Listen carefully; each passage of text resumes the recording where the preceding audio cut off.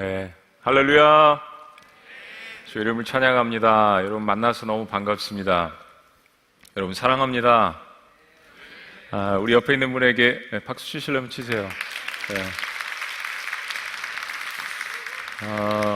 우리 옆에 있는 분에게 이렇게 인사하십니다. 제가 제일 좋아하는 인사인데 여러분들도 잘 아실 것 같아요. 옆에 있는 분 잠깐 바라보시고요. 한번 짝 맞춰주시고, 왼쪽 오른쪽이 있어가지고 외면당하시는 분도 있을 것 같아요. 옆에 있는 좌우에 있는 사람한테 아름다움이 죄라면 당신은 사형감입니다 라고 인사하시겠습니다. 네. 사형 많이 당했나요? 네. 너무 가슴이 뛰네요. 어른들 집회 이렇게 많이 하지만 청년들 여러분들을 보면 가슴이 뛰어요, 막. 그래서 설교를 제대로 할 수 없을 정도로 마음이 이렇게 많이 뜁니다. 왜 이렇게 여러분들을 보면 좋은지 모르겠어요. 저희 딸도 여기 와서 있는데 아마 여러분들 마음 가운데 하나님께서 심어주신 그 비전 때문에 마음이 뛰지 않나 이런 생각이 들어요. 코로나 상황 때문에 정말 어려운 가운데 있지만은 이렇게 한 600여 교회, 아까 목사님 말씀 들어보니까 600여, 800여 교회가, 청년들 교회가 연합을 해서 이런 기도회 집회를 한다는 거 정말 하나님께서 기뻐하시는 일이라고 그렇게 생각이 됩니다. 사실 아까 나온 영상은 소개 영상이 아니었고 그 설교 예화였거든요. 여러분이 미리 다 보셨어요, 벌써. 저희 아들이 이제 오늘 그런 얘기를 하더라고요. 저는 이제 미국에서 생활을 하다가 들어온 지 한 2년 정도 됐습니다. 군대 제대하고 27살에 가서 한 24년 정도 있다가 다시 귀국을 했는데요. 이제 저희 아이도 미국에서 자랐지만은 한국에 이제 와가지고 이런 문화에 익숙하면서 이 다니엘 기도회를 찾아본 거예요. 찾아보면서 아빠, this is super famous prayer meeting 그러는 거예요. 이거 굉장히 유명한 미팅이라고. 근데 아빠, 그 연예인분들은 조회수가 굉장히 많은데 아빠 프로모션 비디오는 별로 조회수가 없다고. 아빠 기도 열심히 해야 될 것 같다고 올 때 그런 이야기를 저한테 해주었습니다. 그래서 그 연예인분들은 아빠 같은 목회자들을 서포트하기 위해서 이렇게 나서주시는 거야. 그분들이 있기 때문에 우리가 설교할 수 있는 거야. 아빠 오늘 설교하면 조회수가 더 많이 나올 거야. 그런 얘기를 했습니다. 여러분이 아까 이제 그 비디오를 보셨는데, 제가 이제 미국에서 아이들, 청년들을 사랑하기 때문에 VBS라고 하죠. Vacational Bible Study 그래가지고 여름 성경학교예요. 근데 이거를 저희들이 시간을 일주일 동안 이렇게 다니엘 프레이어 미팅처럼 일주일 동안 9시부터 3시까지 아이들과 함께 같이 이렇게 시간을 많이 보냅니다. 전 교육자들, 교인들이 동원돼서 함께 섬기는데, 마지막 시간에 이제 콜링을 합니다. 예수님 영접할 거냐. 정말 여러분 사진 보셨지만 컬러풀하죠. 주변에 저희 교회가 있었던 지역이 그렇게 좋은 지역은 아니었습니다. 다민족들이 다 모여서 아이들이 한 번도 예수님 믿어보지 않은 그런 아이들도 굉장히 많고요. 이제 예수님 영접하겠냐 이런 이야기를 하기 전에 죄에 대해서 이야기를 합니다. 죄. 아주 어린 꼬마들부터 시작해서 5살, 6살, 7살 심각하게 설교를 듣습니다. 그러고 나서 예수님께서 십자가에 너를 위해서 돌아가셨다. 예수님 영접하겠냐. 이 정도 무대가 되는데 아이들이 새카맣게 올라옵니다. 아까 여러분들이 보신 그 영상 그대로예요. 막 올라와서 눈물을 흘리는 아이들도 있고, 친구 따라 강남 간다고 매년 올라오는 아이들도 있습니다. 근데 그렇게 하다 보면 예수님 영접하는 거죠. 근데 제가 참 감명을 받는 것 중에 하나는 이 아이들이 죄의 문제에 대해서, 삶의 문제에 대해서 어떤 어른들보다도 심각하게 생각을 한다는 것입니다. 굉장히 영적이에요. 우리 기독교 역사상 사막 교부 시대부터 로마 캐톨릭 한 1500년, 1000년 이 시대에 사람들이 어떤 죄가 가장 큰 죄일까 고민을 했습니다. Seven deadly sins. 그래서 7가지 죽음에 이르는 죄. 이걸 연구를 한 거예요. 그래서 7가지 토픽을 뽑았는데 그 중에 첫 번째는 교만입니다. 두 번째는 시기, 세 번째는 분노, 네 번째는 나태, 게으름, 그리고 탐욕, 탐식, 밥 많이 먹는 것도 죄입니다. 그리고 마지막은 정욕입니다. 근데 이거를 연구한 사람들이 참 재밌게도 가장 죄의 한복판에 있는 사람들이 이걸 가지고 연구를 한 것이 아니라 오히려 이런 것에서 멀어지고자 하는 사람들, 속세를 피해서 산으로 올라가고 사막으로 가고, 사막의 교부들이니까요, 들로 가고 강으로 가고, 이런 게 싫어서 간 사람들이 이걸 연구했습니다. 죄를 멀리하기 위해서 금욕하고 고행하고, 그런데도 여전히 그들을 괴롭힌 것은 이런 제목들을 지었어요. 신호나 교수님도 이 책을 쓰셨는데 이런 제목들이요. 무별 위에 보좌를 탐하는 교만. 아담과 하와 최초의 인간이 하나님과 같이 되고자 하는 마음으로 죄를 범했습니다. 교만이죠. 녹색 눈의 괴수인 시기심, 사탄의 화로와 같은 분노, 정오의 마귀인 나태, 불룩 나온 올챙이 배인 탐욕, 꽉 찬 배와 텅 빈 영혼을 나타내는 탐식, 그리고 타는 갈증 가운데 마시는 바닷물과 같은 정욕. 마지막이 좀 재밌죠. 굉장히 시적인 표현입니다. 타는 갈증 가운데 마시는 바닷물과 같은 정욕. 여러분 다시 한번 생각해 보세요. 죄의 유혹을 피해서 산과 사막으로 갔지만 이 죄들은 여전히 그들 마음 가운데 있었습니다. 여러분, 죄가 좋아하는 장소가 어디라고 생각하십니까? 마약 판매하는 곳. 미국엔 마약이 참 상용화가 많이 됐습니다. 술 판매하는 곳, 유흥과 이런 곳이라고 사람들이 착각을 많이 했는데 여전히 세속을 피해서 수도원으로 들어갔던 그들 마음속에도 똑같은 이 죄가 자리 잡았습니다. 그 이유는 죄가 가장 좋아하는 장소는 물리적인 장소가 아니라 바로 우리 인간의 마음이라는 것입니다. 여기에 자리 잡고 있는 것이에요.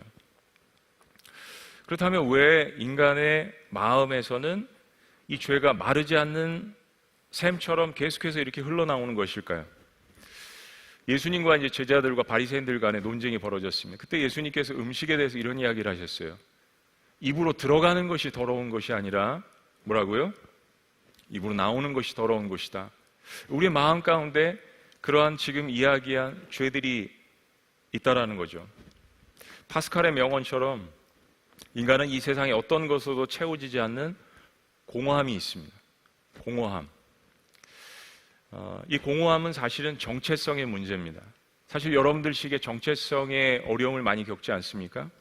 그러니까 내가 누구인가가 해결되지 않기 때문에 그것을 끊임없이 다른 것으로 채우려는 이게 욕구가 되는 겁니다. 그래서 이 정체성의 문제가 어떻게 발전이 되냐면 우상숭배의 문제로 발전이 됩니다. 그걸 채워야 되니까요. 마크 드리스콜이라는 그 목사님이 우상이 영어로 idols, I-D-O-L-S, 이걸 알파벳을 따가지고 재미있게 이렇게 표현을 했습니다. I, 첫 글자로 items, 그러니까 소유물에서 정체성을 찾는 겁니다. 많이 가지면 행복하고 그게 나의 정체성이라고 착각을 하는 거죠. 사실 미국 같은 데는 이 소비주의 문화가 사람들의 심리를 다 간파를 한 거죠. 두 번째는 duties, 성과나 업적에서 내 정체성을 찾는 겁니다. 일 중독에 걸린 사람들이 많죠. 이렇게 하다 보면은 사람을 사람으로 대하지 않고 자꾸 수단으로 대하게 됩니다. 성공할수록 교만해지고 실패하면 일어나지 못하게 되는 거죠.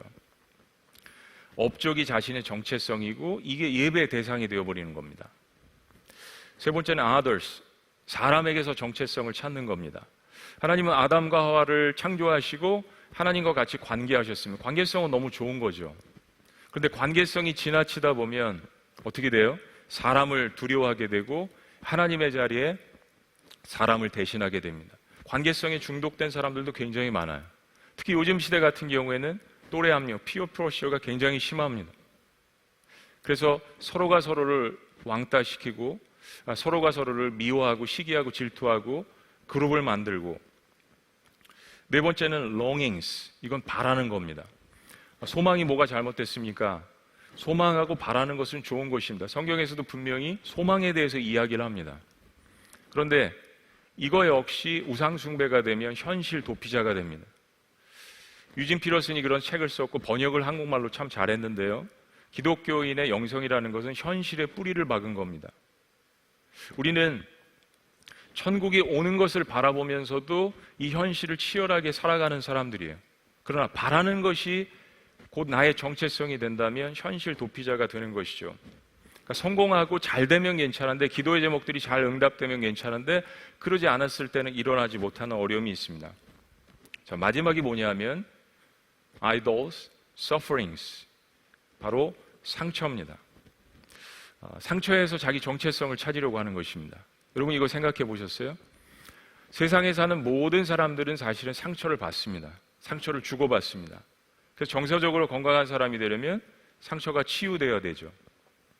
근데 이 상처가 치유되지 않으면 상처가 무기가 되고 나의 정체성이 되어버립니다. 사실은 100년 전만 해도 상처라는 말을 잘 쓰지 않았습니다. 요즘 시대에는 특히 교회 안에서 나 상처받았습니다 하면은 이게 무기가 되는 거예요. 서로 사실 상처는 주고받는데요.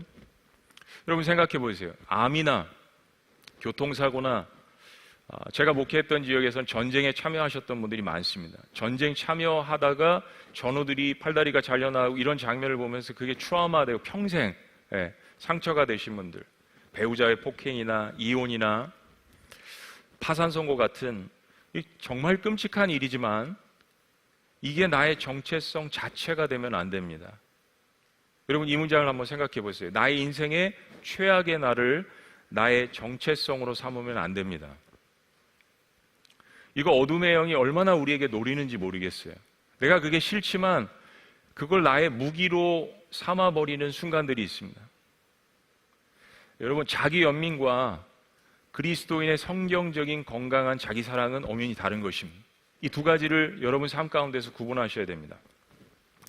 제가 30년 가까이 목회를 하면서 느끼는 것은 적지 않은 성도들이 교회 안에서 셀프 이미지, 이 자화상에 대해서 아직도 건강하지 않다라는 것입니다. 여러분, 자화상은 자신의 모습을 그리는 마음이죠. 얼굴을 들여다보면서 내가 이렇게 생겼구나 라고 생각을 하는 것입니다. 근데 이게 다 천차만별이에요. 여러분, 저 어떻게 생겼어요? 마스크를 다 쓰시고 왜 목사님 저런 걸 물어보나 막 이런 표정들이시네요. 괜찮게 생겼죠? 네, 빨리 대답해라. 2층은 대답이 없는 것 같아. 2층에 있다고 안 보일 줄 알고. 여러분, 저는 열등감이 많았습니다. 이렇게 생겼는데 봐줄만 하잖아요. 네? 여러분, 내가 어떤 생각을 가지고 바라보느냐가 모든 걸 결정합니다. 아무리 거울을 들여다보고 아무리 부모가 너 괜찮아, 잘생겼어, 뭐 이뻐 이야기를 해도, 그래서 제가 우리 청년들 만나면 그 인사를 참 좋아하는 거예요. 아름다움이 죄라면 당신의 사형감입니다. 우리 뭐 극단적인 표현이지만 얼마나 좋아요. 여러분, 특별히 여자분들 이 자리에 참 많으신데 이거 요즘 피어 프레셔가 보통이 아닙니다. 제가 봐도 다 이쁜데 이쁘지 않다라고 생각하는 거예요. 남자들은 다 같이 막 근육 빌드업하고 뭐 이게 사회가 거의 미쳐 돌아가는 듯한 그런 인상을 받습니다. 셀프 이미지, 자화상. 사실 우리가 예수님을 믿고 제자가 된다라는 것의 첫 번째는 그분을 닮아간다라는 건데, 우리는 예수님을 닮아가기보다는 교회 생활에 익숙해지는 것을 신앙생활로 착각할 때가 있습니다. 교회 생활에 익숙해지면 내가 예수님 닮아간다라고 생각하는 건데 이것은 엄연히 다른 것입니다. 저는 제자 훈련을 물어보시면 딱 두 가지로 정의합니다. 예수님 사랑, 그리고 예수님 자랑. 이 두 가지가 성경 공부나 제자 훈련에 없으면 성경 공부를 그만두든지 아니면 성경 공부의 목적을 바꾸든지. 교회 오래 다니고 10년 동안 성경 공부했는데 예수님 닮아가지 않는다. 이거 잘못되어 있는 겁니다. 예수님 자랑하지 않는다. 예수님 자랑이 뭡니까? 전도죠. 우리는 예수님 믿으면서 신의 성품에 참여하고자 예수님 사랑하면서 나아가는 거예요. 하나님께서 베드로전서에서 이것을 허락하셨어요. 신의 성품에 참여할 수 있도록 우리에게 그 놀라운 기회를 인간에게 주셨습니다. 이 신앙생활의 핵심 중에 핵심이죠. 성령의 능력을 받기 전에 성령의 열매, 이 그릇이 만들어져야 우리가 그 능력을 온전하게 사용할 수 있는 거 아니겠어요? 오늘 이 말씀을 들으시고 한번 이 기도의 기간 동안 여러분의 삶에 대해서, 여러분에 대해서 좀 묵상하는 시간을 가지셨으면 좋겠어요. 적어도 이 다니엘 기도회를 참석하는 여러분들은 그래도 교회에서 뽑히고, 그리고 여러분들 정말 기도 열심히 하시고 아주 새벽 이슬과 같은 청년들, 흰옷을 입은 청년들이라고 그렇게 생각합니다. 그래도 여러분 마음 가운데 예배도 하고 이런 기도 모임에 참여도 하고 복음도 증거해보고 못된 사람 용서도 해보려고 노력을 하고, 다른 사람이 나를 보는 것도 있고 교회에서 나를 보는 시각도 있고, 근데 가장 중요한 거, 정작 여러분은 여러분 스스로를 어떻게 생각하십니까? 거기에 많은 시간을 투자를 해보세요. 여러분, 신앙은 영과 마음이 건강해야 합니다. 건강은 균형이죠. 예를 들어 보면 교만한 사람은 자기 자신에 대해서 상당히 관대합니다. 그러니까 내 죄는 스스로 다 용서를 해요. 문제는 다른 사람들은 전혀 받아들이지 않는다라는 겁니다. 그게 교만한 거죠. 그런 면에서 하나님은 교만한 사람을 가장 싫어하십니다. 이 교만이 아까 7가지 죄 중에 첫 번째라고 말씀드렸잖아요. 그리고 교만은 비교의식을 갖습니다. 그래서 이 비교의식 때문에 두 번째 죄인 시기와 질투심이 나오게 되는 거죠. 가인은 예배하다가 예물을 드리다가 동생 아벨을 시기해서 죽였습니다. 그리고도 교만해서 하나님의 음성을 듣지 않았습니다. 또 한 가지는 우리를 많이 괴롭히는 것 중에 하나가 열등의식이죠. 열등의식이 강한 사람들이 있습니다. 겉으로는 이제 이것 때문에 다른 사람들을 관대하게 대하는 것처럼 보이는데 자기 자신에 대해서는 굉장히 자존감이 낮은 거예요. 속은 굉장히 치열한 비교의식에 사로잡혀 있습니다. 열등의식은 내가 남보다 못하다는 생각에 사로잡혀서 나보다 더 뛰어난 사람을 보면 항상 부러워하는 겁니다. 나 자신을 멸시하는 태도예요. 한마디로 말하면 못난이 병, 나는 맨날 밥만 축내는 사람, 난 진짜 아무리 거울을 봐도 못생긴 사람, 난 학벌이 없어, 난 말주변이 없어. 어떤 면에서는 열등의식이 교만이나 우월의식보다 덜한 것 같지만, 여러분 성경을 보면 사울왕이 있습니다. 이 다윗이 골리앗을 물리쳐서 사울이 사랑했지 않습니까? 사위로 삼기도 하고. 근데 사람들이 비교하기 시작합니다. 저 다윗이 죽인 자는 만만이요 사울왕이 죽인 자는 천천히로다. 이 말을 듣자마자 사울왕 속에 치유되지 않았던 이 열등감이 발동하기 시작합니다. 그래서 나머지 사울왕의 삶은 다윗을 죽이는데 모든 시간과 에너지를 쓰다가 미쳐버립니다. 이만큼 무서운 거예요. 이외에도 다른 것들이 있죠. 체면의식이 강한 자화상. 한국을 보니까, 저도 한국을 떠난 지 20년 있다가 돌아왔지만 한국은 쉐임 컬처예요. 체면이 손상을 받으면 물불 안 가리는 겁니다. 정죄의식이 강한 자화상, 비판의식이 강한 자화상, 명예와 탐욕이 강한 자화상, 또 패배의식이 강한 자화상이 있습니다. 여러분, 신앙생활을 건강하게 잘하는 비결은 하나님 말씀을 통해서 나를 들여다보는 것입니다. 하나님 말씀이 MRI와 같은 거, 엑스레이와 같은 것입니다. 마틴 루터가 그런 이야기를 했어요. 찔림은 은혜다.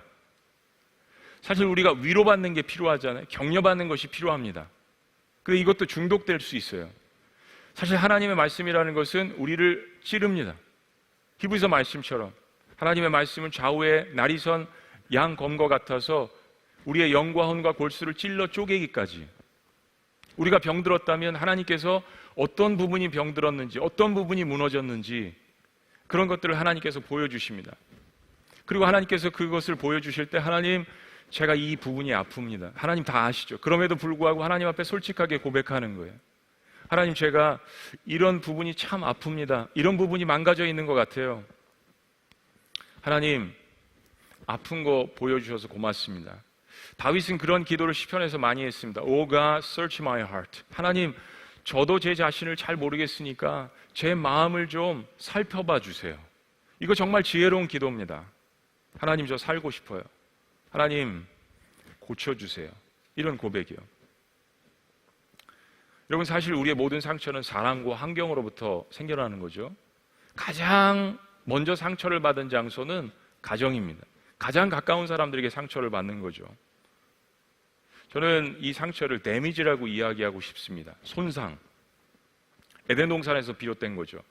그러니까 인간의 영이 이렇게 하나님을 만나는데 손상된 상태에서 태어났기 때문에 서로가 상처를 주고받게 되는 것입니다. 그리고 특별히 상처는 가장 가까운 사람들에게 받는다라고 말씀드렸잖아요. 자신의 부모로부터 특별히 물려받은 기질과 그 다음에 후기에 생긴 상처들이 혼합돼서 부정적인 자화상들이 형성이 되게 되는 것입니다. 나는 누구인가? 나는 왜 태어났나? 나는 어디를 향해서 가고 있나? 혹은 반대로 나는 왜 이렇게 잘났나? 아마 지금도 이렇게 생각하시는 분들이 계실 거예요. 사람은 이 자화상에 따라서 세상을 보는 관점이 다르고 사람들을 대하는 태도가 다르고 일을 대하는 태도가 다릅니다. 그렇기 때문에 이 자화상은 신앙생활 하는 데 있어서 너무 중요한 그릇입니다. 구원받은 이후에 우리가 반드시 거쳐야 할 성화의 단계에서 바로 이 자화상이 건강하게 변화되는 것입니다. 자, 건강한 자화상을 갖기 위해서 오늘 여러분들에게 짧은 시간이지만 성경 전체적으로 제가 몇 가지를 여러분들에게 권고하고 싶습니다.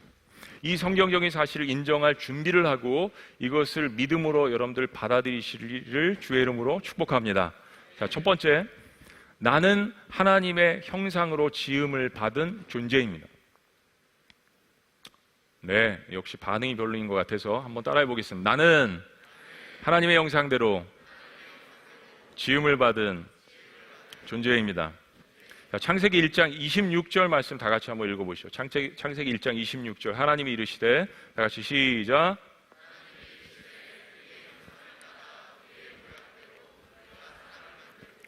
그들로 바다의 물고기와 하늘의 새와 가축과 땅에 기는 모든 것을 다스리게 하자 하시고. 네, 거기까지요. 잠깐만. 26절 하나님의 형상이라는 말은 우리가 쉽게 그냥 이해를 한다면 하나님의 성품이라고 할 수 있습니다. 다른 여러 가지 해석이나 뜻이 있지만 하나님의 성품. 여러분, 우주 만물 중에서 인간이 유일하게 하나님의 형상대로 창조됐습니다. 저는 먼저 여러분의 죄를 고백하고 뭐 이런 거 하기 전에 여러분이 근본적으로 어떤 존재인지를 깨달았으면 좋겠어요. 인간은 하나님의 형상을 따라서 하나님의 성품을 닮아서 창조된 존재라는 것입니다. 그리고 두 번째 보시면 하나님이 우리를 얼마나 신뢰하셨냐면 하나님이 창조하신 모든 것들을 다스리라고 하셨습니다. 스튜어드십을 주신 거예요. 청지기 의식을 주셨습니다. 지금 죄가 세상에 만연해서 그렇지만 그래도 인간이 아직도 하나님의 일반 은총 때문에 이 세상을 다스릴 수 있는 권한을 우리에게 주셨어요. 그래서 인간만큼 무서운 존재가 없습니다. 여러분 스스로가 어떤 존재인지를 먼저 깨닫는 거 너무 중요해요. 하나님은 하나님이 만드신 인간에게 이 세상을 다스리게 하실 정도로 인간을 사랑하시고 신뢰하셨습니다. 그러니까 내가 얼마나 대단한 존재인지를 성경적으로 먼저 깨닫는 것이 중요합니다. 신앙생활 하는 것은 이 하나님의 성품, 신의 성품을 닮아가는 것입니다. 정말 가슴 뛰는 일이죠. 나 같은 자도 변화될 수 있다는 것, 나 같은 자도 하나님을 닮을 수 있다는 것, 내가 근본적으로 선한 목적으로 창조되었다는 것을 먼저 깨닫는 것이 중요합니다. 자, 그런데 두 번째 문제가 있습니다. 나는 죄 가운데 태어났고 죄로 말미암아 죽을 운명이라는 것입니다. 본질적으로 죄인으로 태어났다. 자, 제가 전도를 많이 합니다. 여러분들 전도를 많이 하시는 것 같아요. 전도를 하다 보면 어려운 문제에 부딪히는 것 중에 하나가 당신은 죄인이십니까? 라는 이 질문에 대해서 점점 이 현대인들은 죄인 아니라고 이야기를 많이 합니다. 지옥과 천국에 대한 것도 불분명하고 그냥 이렇게 죽다가 뭐 살면 뭐 굉장히 두려움도 없는 분들도 있습니다. 네, 여러분, 이 원죄에 관한 것이죠. 우리 그리스도인들은 성경을 통해서 원죄에 관한 사실을 잘 알고 있잖아요. I'm a sinner by nature.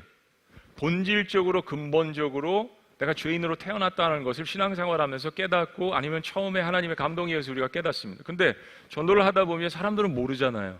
그때 하나님께서 저에게 지혜를 주신 것이 있었습니다. By choice.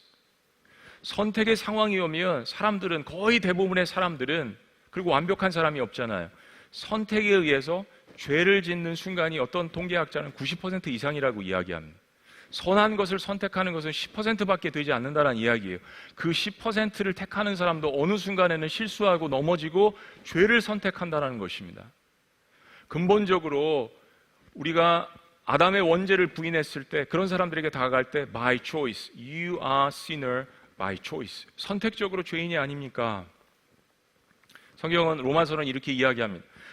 의인은 없나니 하나도 없으며 깨닫는 자도 없고 하나님을 찾는 자도 없고 다 치우쳐 한 가지로 무익하게 되되 선을 행하는 자는 없나니 하나도 없고. 저는요, 이 말씀이 복음이라고 생각합니다. 왜냐하면 열등감을 가질 필요가 없어요. 교만감, 우월감을 가질 필요가 없습니다. 하나님 말씀하시는 거, 인간들이여 다 모여라, 라인업, 너희는 다 죄인이야. 그리고 거기서부터 시작하면 되는 거예요. 내가 생각할 때 똑똑하고 잘나고 학벌 좋고 스펙 좋고 그런 모든 사람들도 하나님께서 말씀하시는 것은 다 모여, 라인업, 너희들 다 죄인이야. 사실은 열등의식이 많거나 비교의식이 많은 거의 모든 대부분의 사람들은 이 말씀을 여러분 복음으로 생각할 수 있습니다. 하나님께서 공평하게 생각하시는 거예요. 사실은요, 우리가 죄를 지어서 죄인이 된 것이 아니라 죄인이기 때문에 죄를 짓는 것입니다. 그래서 이 인간의 운명을 삶에서 받아들이는 것이 속 시원합니다.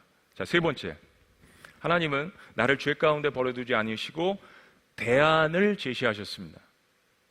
저는 하나님이 살아계신다고 해도 만약에 대안을 주시지 않는 하나님이시라면 저는 하나님을 안 믿었을 것입니다. 디즘이라는 게 있죠. 이신론. 하나님이 살아계신 것은 뭐 인정을 해도 또 어떤 이론들은 하나님이 세상은 창조하셨지만 시계 톱니바퀴 돌아가는 듯이 그냥 돌아가게 놔두시고 관여는 하지 않는다. 이런 생각을 사람들이 했던 것은 하나님께서 대안을 제시하시지 않고 또 우리의 고난 가운데 하나님께서 개입하시지 않고 침묵하신다라고 생각했던 것 때문에 그렇습니다. 근데 하나님은 그러시지 않죠. 하나님은 온 세상이 구원받기 위해서 일하시는 하나님이십니다. 하나님은 우리의 이런 상태를 방관만 하시는 하나님이 아니시라는 거예요. 우리의 죄를 용서하시기 위해서 가장 거룩하고 그리고 가장 완벽하신 하나님의 아들, 아까 네이처라는 이야기 했잖아요. 빌립보서 말씀에 그는 근본 하나님의 본체시라, 한국말로 어렵지만 그게 바로 네이처라는 겁니다. 하나님의 신분을 갖고 있는 그 예수 그리스도를 이 땅에 내려오게 하셔서 나 대신 형벌을 받게 하셨다는 것입니다. 로마서 3장 24절, 아까 말씀에 이어서 이야기라면 3장 23절은 모든 사람이 죄를 범하였음에 하나님의 영광에 이르지 못하더니, 그리고 24절은 이렇게 이야기합니다. 우리 다 같이 한번 읽어보시죠. 24절, 그리스도 예수 안에 있는 구속으로 속량으로 말미암아 하나님의 은혜로 값없이 의롭다 하심을 얻은 자가 되었느니라. 사실 이거 구속, 속량, 뭐 개역개정이든지 옛날 성경이 너무 어려운 말이죠. 그래서 제가 굉장히 고민을 많이 했습니다. 영어로는 redemption이라는 말인데 도대체 이거를 현대인들이 어떻게 알아먹어요? 교회 다니는 사람도 잘 모르는 말이고 밖에 있는 사람들은 더더군다나 모르죠. 자, 하나님의 은혜로 값없이 의롭다 하심을 얻은 자가 됐는데 예수님으로 말미암아 그렇게 되었다라고 이야기했습니다. 여러분, 구속, 속량이라는 이 단어를 아주 쉽게 이야기하면 원래 이 뜻은 값을 지불하고 산다는 뜻인데 아주 쉽게 이야기한다면 대신 뒤집어 쓴다는 뜻입니다. 여러분, 솔직하게 이야기하죠. 여러분, 고스톱 쳐보신 분 손 들어보세요. 고스톱. 역시 다니엘 기도에 참여하시는 분들은 다들 기도를 열심히 하셔서 요즘은 고스톱 안 하고 카드 하나요? 고스톱 하다가 옛날 얘기예요. 제가 예수님 잘 안 믿었을 때 하다가 뒤집어 쓰는 경우가 있습니다. 독박을 쓰는 경우가 있어요. 어른들은 다 이해하시던데. 여러분, 속량과 구속이라는 뜻은 내가 다 뒤집어 쓴다는 이야기입니다. 예수님께서 여러분이 고민하는 여러분의 모든 죄와 여러분의 허물과 여러분의 열등감과 교만감과 여러분이 생각할 수 있는 가능한 모든 죄 그리고 형벌들을 다 뒤집어 쓰셨다는 이야기입니다. 자, 네 번째. 그러면 나는 과거의 옛사람으로 살든지 새 사람으로 살든지 선택할 수 있습니다. 선택. 여러분, 죄 때문에 여러분의 형벌이 100년이 주어졌다고 하죠. 그런데 누군가가 나타나서 그 죄값을 대신 치루어 주겠다라는 사람이 나타나서 판사에게 가서 내가 저 사람 대신해서 형을 살겠습니다. 이게 미국의 역사 속에 몇 번 있었더라고요. 이런 일들이. 여러분, 이거 어느 죄수가 이것을 마다하지 않겠습니까? 그런데 판사가 한 가지 조건을 내걸었습니다. 이게 법적으로 죄수가 그것을 인정하고 받아들여야 스위치를 할 수 있습니다. 당신이 대신 들어갈 수 있습니다. 책에 보니까 실제로 미국 역사상 죄수가 석방을 거부한 일이 간혹 있었다고 합니다. 여러분, 목회 상담을 하다 보면 적지 않은 사람들이 과거의 분노나 상처나 고통에서 나오기를 원하면서도 선택의 순간에 또한 나오기를 거부하는 사람들을 수없이 봅니다. 상처가 자기 정체성이 되어 있는 겁니다. 다른 사람을 블레임하고 원망하는데 쓰여지고 있다는 것을 교묘하게 알고 있는 겁니다. 하나님을 믿고 정말 진정한 평안과 자유와 행복을, 기쁨을 느끼기를 원한다면 이 견고하게 쌓여져 있는 고집을 버려야 합니다. 우리 고린도서 말씀을 통해서 사탄의 견고한 진을 무찌르자라는 이야기를 참 많이 하는데, 사탄이 그 견고한 진을 가장 쉽게 그리고 가장 좋아하면서 칠 수 있는 장소는 세상이 아닙니다. 우리의 마음입니다. 마음밭이에요. 여기서 모든 죄가 다 창조되고 나오는 것입니다. 우리가 이 땅을 고쳐주셔서 기도를 참 많이 하지만 우리 세상을 생각하면서 땅을 생각 많이 하잖아요. 아니에요. 그 땅에 원래 하나님께서 의미하신 바는 우리의 마음밭입니다. 이걸 고쳐야 세상을 고칠 수 있는 겁니다. 우리의 마음에 들어있는 이 온갖 수많은 가지의 이 죄악들, 이 모든 문제들, 이 견고한 진, 하나님께서 나오라고 이야기하실 때, 우리에게 선택권을 주실 때, 여러분 그 순간을 놓치면 안 됩니다. 광야에서 불평하다가 이스라엘 백성들이 불뱀에 물려서 죽어갔잖아요. 그때 십자가를 상징하는, 예수 그리스도를 상징하는 그 장대를 높이 올려서 굴뱀을 매달았습니다. 그런데도 사람들은 저주하고 하나님을 저주하고 불평하면서 죽어갔어요. 선택권이 주어졌는데도요. 에덴의 범죄 때문에 내가 죄인이 된 것을, 이 모양 이 꼴이라는 것을 억울하다는 사람들에게 하나님은 분명하게 선포하십니다. 아담 안에서 모든 사람이 죽은 것 같이, 다 같이 시작, 그리스도 안에서 모든 사람이 삶을 얻으리라. 할렐루야. 분명하게 선포하셨습니다. 공평하게 선포하셨어요. 분명한 선택권을, 대안을 우리에게 주셨습니다. 자, 나에게는 상처의 치료뿐만이 아니라 죽음에 이르는 7가지 질병에서 벗어날 수 있는 선택권이 주어졌습니다. 마지막, 그럼 어떻게 할 것입니까? 나는 새로운 삶을 살기로 작정하는 것. 로마서 10장 9절 10절, 교회 안에서 성경 공부하시고 제자훈련 하시는 분들은 잘 아시는 구절입니다. 아마 여러분들 가운데도 여러분 예수님 영접하실 때 이 구절들을 많이 암송하셨을 거예요. 내가 만일 내 입으로 예수를 주로 시인하면, 그러니까 첫 번째는 하나님을 내 인생 가운데 주인으로 모셔드리는 거죠. 하나님, 더 이상 제 삶의 주인이 제가 아니라 하나님이십니다. 그 다음에 두 번째는 또 하나님께서 그를 죽은 자 가운데서 살리신 것을 내 마음에 믿으면 구원을 받으리라. 예수 그리스도의 십자가와 부활의 사건을 믿으면 구원을 받는다라고 이야기합니다. 그리고 10절에 시적인 표현을 하죠. 자, 10절 말씀 다 같이 읽습니다. 시작. 사람이 마음으로 믿어 의에 이르고 입으로 시인하여 구원에 이르느니라. 또 한 가지 목회하면서 깨닫는 것은, 사람들이 결단을 못하는 이유 중에 하나는 사실에 대한 인정이 안 되기 때문이라는 것을 깨달았습니다.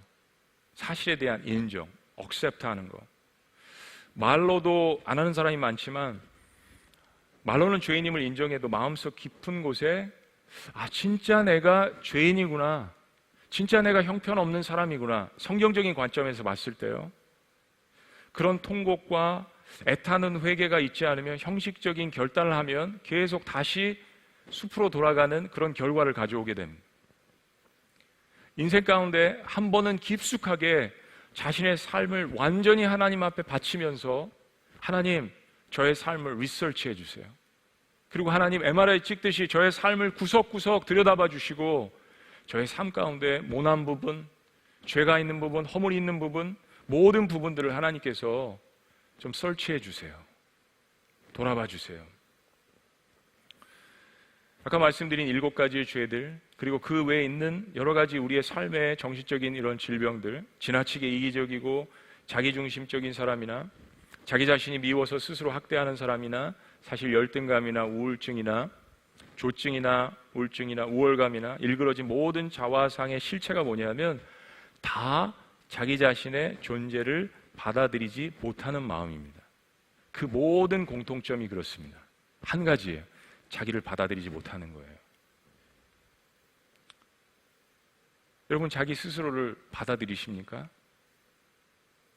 여러분, 가정의 환경을 받아들이세요? 이게 불평하고 원망한다고 해결되지가 않지 않아요. 내가 왜 죄인인데, 나는 왜 이런 가문에서 태어나서 이런 가족에서 태어나서 이 모양 이 꼴이고, 내가 왜 하나님이 필요한데? 이것도 일종의 반항이죠. 제가 임종을 많이 지켜봤는데요. 어떤 분들은 희한한 경우를 봤어요. 오랫동안 교회를 섬기시고 정말 신앙이 다 좋다라고 하셨는데 마지막에 돌아가실 때 이제 구원에 대해서 한 번 더 점검을 하잖아요. 권사님 몇 분이 그러셨어요. 권사님 이제 지금 돌아가시면 천국에 가실 거죠? 근데 권사님 몇 분이 그런 대답을 하시더래요. 목사님, 내가 하도 일생 살면서 지은 죄가 많아서 나 천국에 못 갈 것 같아요. 평생을 열심히 섬기시고 사람들에게도 칭찬을 받았습니다. 누가 보나 천국에 가는 것은 따놓은 당상이라고 생각했던 분들이에요. 그런데 마지막에 그렇게 이야기를 하십니다. 하나님의 관점으로 자기 자신을 바라보지 않은 거죠. 내가 뭘 못해서 천국에 못 간다라고 생각을 했던 거죠. 이게 뭐냐면 첫째는 자기 자신을 너무나도 모른다라는 거예요. 어떤 존재인지. 그리고 두 번째는 하나님의 사랑도 실제적으로 경험을 해보지 못한 것입니다. 그럼 베드로를 본격적으로 하나님께서 쓰시기 전에 예수님께서 디베랴 바닷가에서 다시 부르셔서 질문하셨던 게 뭐예요? 그냥 딱 한 가지였잖아요. 내가 나를 사랑하느냐? 내가 나를 사랑하느냐? 세 번 물으셨잖아요. 내가 나를 사랑하느냐?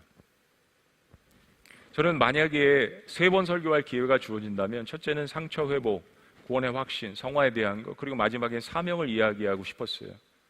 근데 오늘은 처음 여러분들을 만나기 때문에 특별히 이 회복에 대한 것을 이야기하고 싶습니다. 내가 나를 사랑하느냐? 저는 이 질문을 하고 싶어요. 여러분은 여러분 자신과 화해를 해보신 적이 있나요? 사람들이랑은 화해하려고 해요.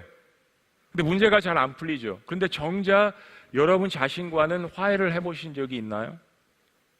예전에 가시나무새란 그러한 노래가 있었습니다. 이게 원래 복음성가고 하덕규 씨, 시인과 촌장을 했던 이분이 작사, 작곡을 하셨습니다. 30분도 안 걸려서 하셨대요. 이분 여동생이 제가 섬겼던 교회에서 있어서 잘 압니다. 그리고 나중에 아마 여러분 세대 조금 윗세대가 들었을 것 같은데 조성모 씨가 가시나무새를 불러서 굉장히 유명해졌죠. 근데 여러분 그거 아세요? 교회에서보다 밖에서 이게 더 많이 불렸습니다. 근데 가사가 이렇습니다. 내 속엔 내가 너무도 많아. 내가 너무 많대요. 당신의 쉴 곳 없네. 그러니까 각자 이거를 듣는 기독교인이 아닌 사람들도 이 당신에 대한 것을 다르게 해석을 했겠죠. 근데 어쨌든 내 속에 내가 너무도 많아. 당신의 쉴 곳 없네. 내 속엔 헛된 바람들로 당신의 편할 곳 없네. 내 속엔 내가 어찌할 수 없는 어둠. 당신의 쉴 자리를 뺏고 내 속엔 내가 이길 수 없는 슬픔. 무성한 가시나무 숲 같네. 바람만 불면 그 메마른 가지 서로 부대끼며 울어대고 쉴 곳을 찾아 지쳐 날아온 어린 새들도 가시에 찔려 날아가고 바람만 불면 외롭고 또 외로워 슬픈 노래를 부르던 날이 많았는데 내 속엔 내가 너무 많아서 당신의 쉴 곳 없네. 여러분 어떤 의미로 하덕규 씨가 목사님이신가요 지금? 이 고백을 하셨는지 우리는 이해하잖아요. 정신분석학 교수인 이무석 교수라는 분이 친밀감이라는 책을 썼습니다. 근데 이분이 전문가잖아요. 프로페셔널 하잖아요. 근데 사람들과 관계하는 것이 어려웠습니다. 본인이 상담가고 정신분석학 교수인데. 그래서 영국에 가서 안식년 때 자기 자신이 상담을 받았습니다. 그리고 이분 책에서 나오는 예, 자신의 깊은 삶 한가운데 어린 시절에 자기 자신이 슬피 울고 있는 그 모습을 발견했습니다. 어린 시절에 어머니와의 친밀감을 갖지 못했던 겁니다. 그래서 그 공허함을 자꾸 다른 것으로 채우다 보니 죄도 나오게 되고 실수도 하게 되고 허물도 있고 그러면서 자기 딸이랑 관계가 좋지 않았던 거예요. 가족들이랑 좋은 관계를 맺지 못했던 것입니다. 책이 제법 두껍고 좋은 말들이 많이 있는데 서론에서 이런 문제들에 대해서 이런 고백을 했습니다. 이 한 문장이 참 우리들에게 유익합니다. 인간이 모든 갈등을 초연하게 극복하는 것은 아마도 인간의 영역이 아닐 것이다. 다시 한번요. 인간이 모든 갈등을 초연하게 극복하는 것은 아마도 인간의 영역이 아닐 것이다. 맞습니다. 아니에요. 인간의 영역이 아닙니다. 정신분석가, 정신상담가, 이 분야의 최고의 한국의 권위자 중에 한 명이세요. 근데 이분의 고백이 우리의 마음을 울립니다. 인간의 마음의 질병과 죄로 인한 상처와 고통의 문제의 근본적인 치유는 인간을 만드신 창조주 하나님만이 하실 수 있는 일입니다. 파스칼이 예수 그리스도를 만나고 철학자요, 아주 유명한 모든 사상가였잖아요. 그의 옷깃에 평생을 그 말을 써놓고 다녔다고 합니다. 그가 죽은 후에 발견됐다고 해요.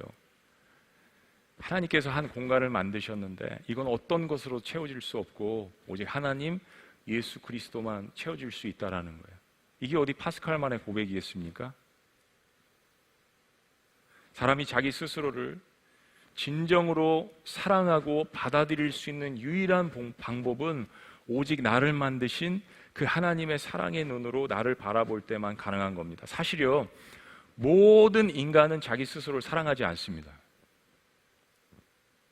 예수님께서 자기를 부인하고 자기 십자가를 지고 나를 따르라고 했잖아요. Deny yourself. 근데 성경 전체적으로 보면서 카일 아이들만 책도 우리 김병사 목사님께서 월요일날 귀한 말씀 증거해 주셨는데 저도 읽었어요.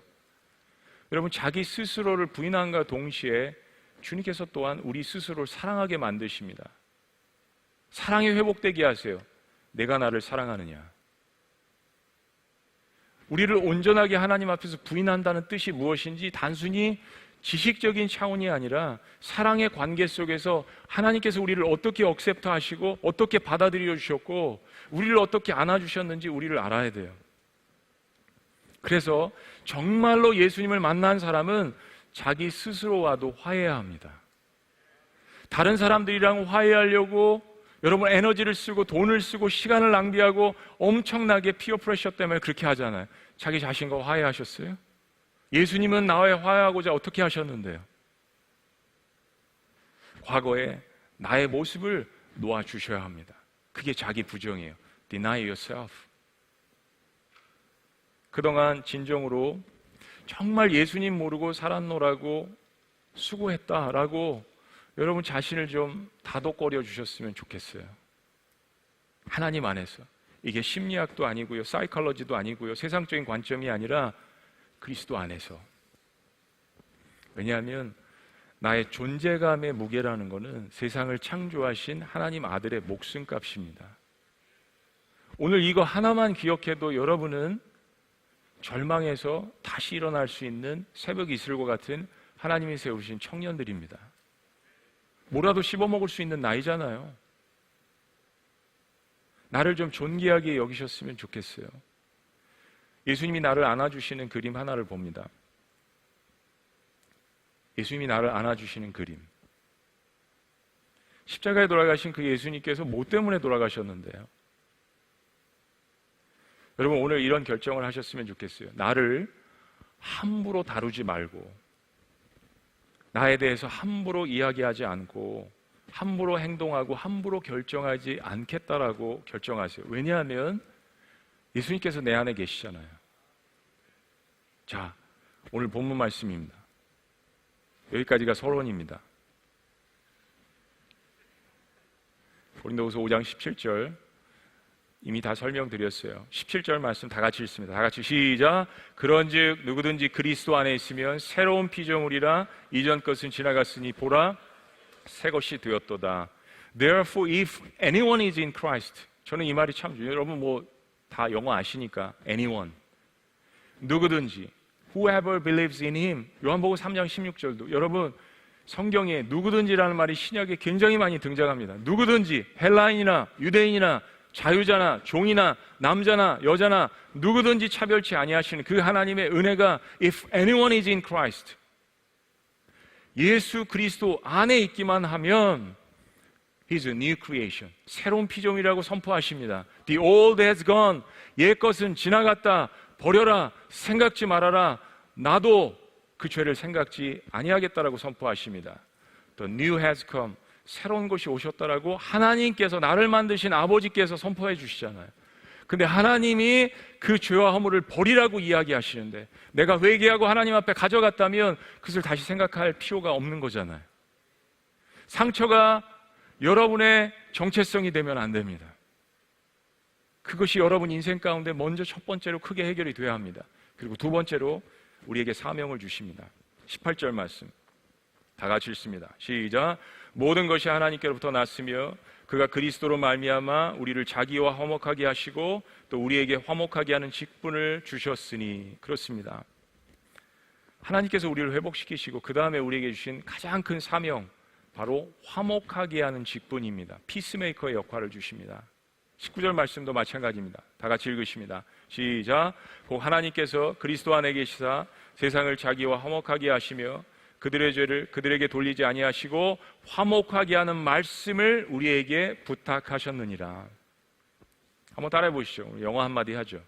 자, 따라해 보십니다. I'm a peacemaker. Oh, that's good. 영어 잘하십니다. 다시 한번 I'm a peacemaker. 여러분, 이 화평케 하는 자가, 피스메이커가 사람과 사람 사이에서만 역할을 하려고 감당하지 마세요. 하나님께서 여러분에게 주신 직분은 세상이 말하는 그런 것뿐만이 아니라 그 이상입니다. 바로 하늘과 땅을 잇는 그 미디에이터의 역할을 그리스도 안에서 우리에게 부탁한다고 하셨습니다.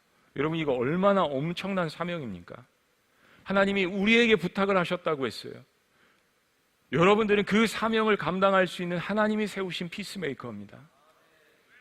여러분 삶 가운데 작정하시고 그 예수 그리스도를 통하여서 이러한 놀라운 역사가 여러분 삶 가운데 오늘 일어나시기를, 이 기도의 기간 동안 일어나시기를 주의 이름으로 축복합니다. 마지막으로 한 가지 그림 보겠습니다. 제가 힘들 때마다 닉 부이치치 영상을 가끔 봅니다. 아마 한국 사람 중에 모르는 사람 없을 거예요. 참 어떻게 한국에 와서도 여러 매스컴에 소개가 됐는데 많은 사람들이 닉 부이치치의 삶을 통해서 은혜를 받습니다. 도전을 받습니다. 그리고 새롭게 살아야겠다라는 소망을 갖습니다. 사람들이 질문합니다. 형제님, 닉 부이치치에게 어떻게 그렇게 당신은 그 상황 가운데에도 웃습니까? 행복합니까? 자살을 3번씩이나 8살 이후에 시도했다고 했잖아요. 그리고 닉 부이치치가 내 안에 있는 그 무엇 때문에, 물론 부모님에 대한 역할도 하죠. 그러나 내 안에 있는 그 무엇 때문에 내가 오늘 삶을 다시 일어난다라고 고백을 합니다. 자신을 만든 하나님, 창조주, 오랫동안 하나님 앞에 질문하고 싸우고, 욥의 고난의 기간이 어떤 학자는 30년이라고 이야기합니다. 닉 부이치치는 단순한 30년이 아니라 천국 갈 때까지 끝나지 않는 고난입니다. 팔다리가 자라나도록 기도를 많이 했다라고 이야기합니다. 잘하지 않았어요. 그러나 하나님은 더 많은 것을 주셨죠. 그 삶을 통하여서 수많은 사람들을 다시 살립니다. 사지가 멀쩡하고 잘생기고 이쁘고 스펙이 화려하고, 그러나 그들 마음 가운데 썩어져가고 절망 가운데 있는 전 세계에 있는 수많은 사람들을 살리잖아요. 저는 닉 부이치치를 통해서 예수 그리스도를 바라봅니다.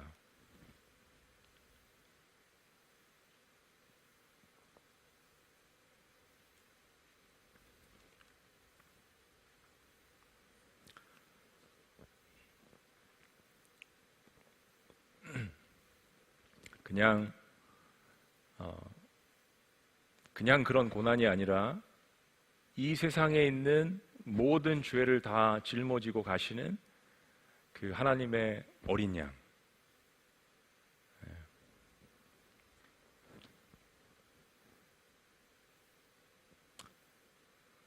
고통당하신 하나님이시잖아요.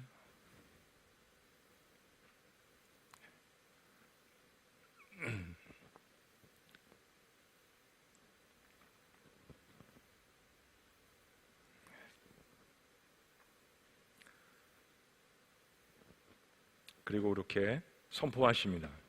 그러므로 누구든지 If anyone is in Christ, he's a new creation. 누구든지 그리스도 안에 있으면 새로운 피조물이라. 그리고 그러므로 화평케 하는 자가 되어라. 라는 이 사명을 우리에게 주신 것을 기억하시기를 주의 이름으로 축원합니다. 기도하시겠습니다.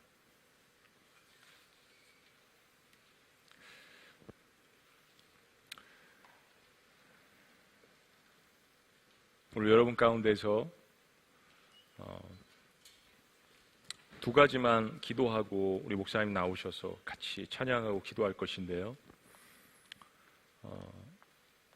여러분 안에 있는 상처와 또 어두움과 힘든 그런 정체성의 문제들, 오늘 말씀에 나열한 이 문제들을 오늘 이 시간 또 이 기도의 성회 가운데 하나님께서 치료하실 것을 말씀해 주십니다.